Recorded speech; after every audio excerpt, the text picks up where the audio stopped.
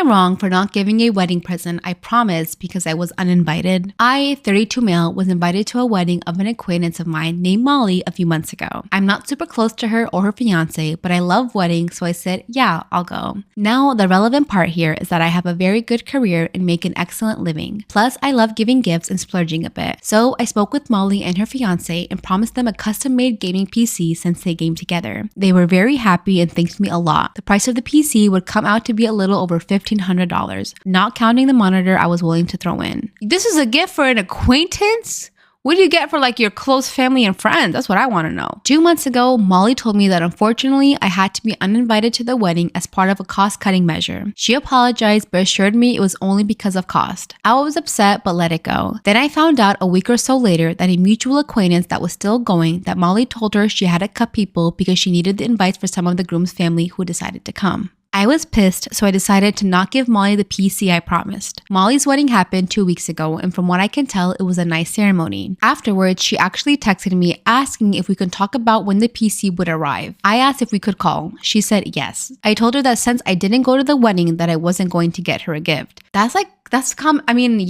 don't see anything wrong with that. Why would I? That's so weird. Like, hey, you can't come to my wedding anymore, but please feel free to still give me the $1,500 gift that you were going to get me. We had a long argument where I said I was being petty and that I was holding it against her that I couldn't come and that I made a promise. I didn't tell her that I knew because I wanted to protect the person who told me. She called me a petty asshole and complained to our friend. I explained to a few select people the whole story. Most agreed with me, but some said that weddings cause people to make very tough decisions that aren't personal. Now I'm doubting myself. Maybe it wasn't personal and I'm just being petty. But she did lie to me and uninvited me while still expecting an expensive gift from me. So, am I the asshole? My roommate doesn't want to live with me again after I watched Jurassic Park movies while his girlfriend was at our apartment. I, 22 male, am finishing up my last year of college and live with my best friend, 23 male. He has a girlfriend, 20 female, that he's been with for about 6 months. She is pretty shy, and whenever she's at our apartment, they are pretty much always just hanging out in my friend's room. They will rarely hang out in common areas for extended periods of time. So suffice to say that even though I've known her for half a year, I know very little about her and wouldn't say I know her very well personally. This past weekend, I was scrolling through Netflix to find something to put on in the background while I was studying for finals.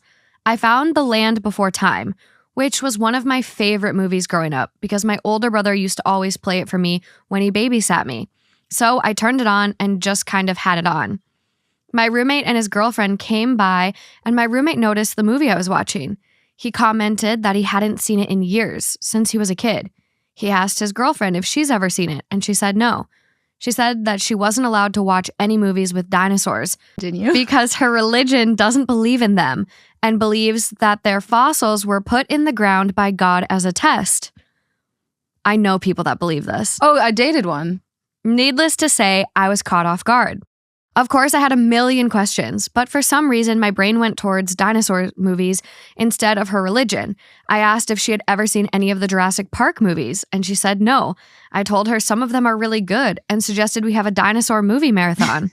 She said she doesn't want to watch any movie that goes against her beliefs.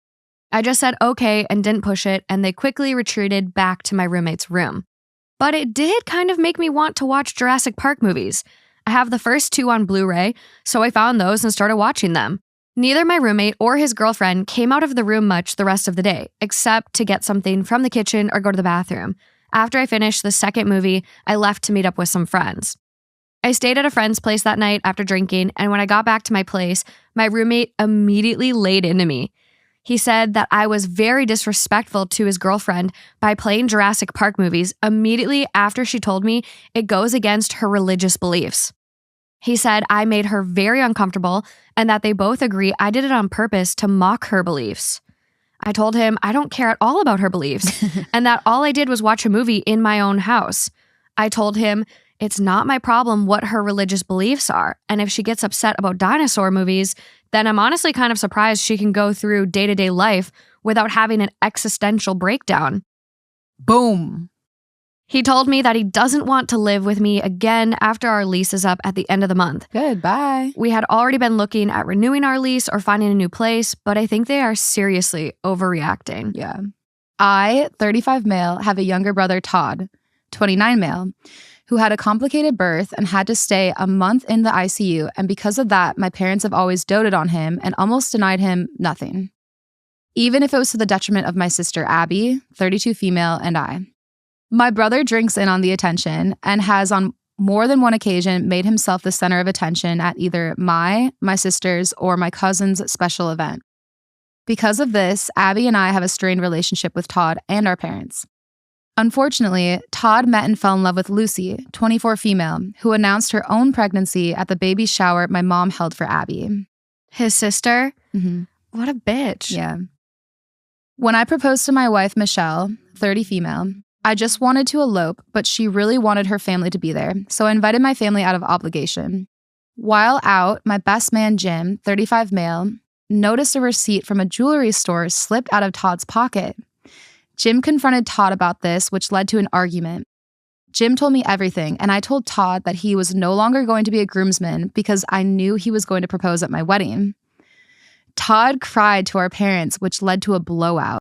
In my parents' eyes, since Todd never admitted that he was going to propose to Lucy at my wedding, I was unfairly judging him. I refused and brought up Todd's past behavior. My parents couldn't refute this and got Todd to agree to not try anything at my wedding. This wasn't enough to convince me to let him be groomsman, but I warned him that if, as a guest, he'd try anything, I would make him regret it. Fast forward to the wedding, and surprise, surprise, over to Lucy and proposed to her during Michelle's father-daughter dance. Did it in a way so that everyone would notice. Cue my revenge. I love it. Well deserved.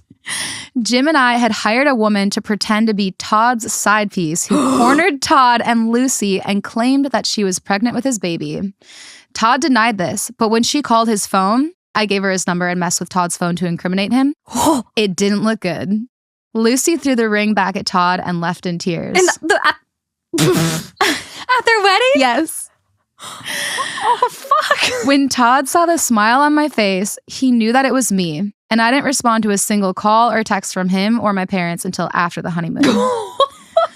Lucy has thrown Todd's stuff out and has been denying access to their kid. Todd is furious and is demanding that I clear his name. I sent him a text saying that I had no idea what he was talking about, as well as a screenshot of a bill for the wedding, and gave a vague message demanding reimbursement for half of the wedding costs. Michelle knew the whole time what I had. I'm stressed. Michelle knew the whole time what I was planning and gave me the green light after Todd ruined her moment with her dad. So I felt pretty good, but now even Abby thinks I went too far. Am I the asshole? 7 days ago. It is titled, Am I the asshole for making my husband my only way of communication with my mother-in-law? My mother-in-law is an attention whore. She was incredibly sweet to me ever since I got with my husband. She and I had built a very close relationship until I got pregnant. Obviously, now it all fell apart. I'm 5 months along, and in the past 5 months, she has misconstrued several private conversations between me and her and made it into family-wide drama. She has accused me of the following: telling her she would never be allowed around the baby alone because I'll never trust her. Parentheses, she concluded this from me telling her I didn't feel safe going back to work right away because I didn't want to leave my baby alone with someone else. Next point, trash talking her to my family. Parentheses, concluded from my mom asking her if I really said I'd never leave anyone alone with the baby. Next, making her cry by calling her a bad mother. Parentheses, me confronting her about the other family members saying I'm mean and not letting her see the baby. Calling her baby gifts stupid. Parentheses, I didn't want to use pacifiers and she had bought a ton of them already. I'm tired of this cycle of her creating drama from things I told her when we were alone and me being mad, followed by her crying, saying she misunderstood. She's always normal and her, quote, old self when other people are around. The worst part was convincing my husband each time that I did not say those things.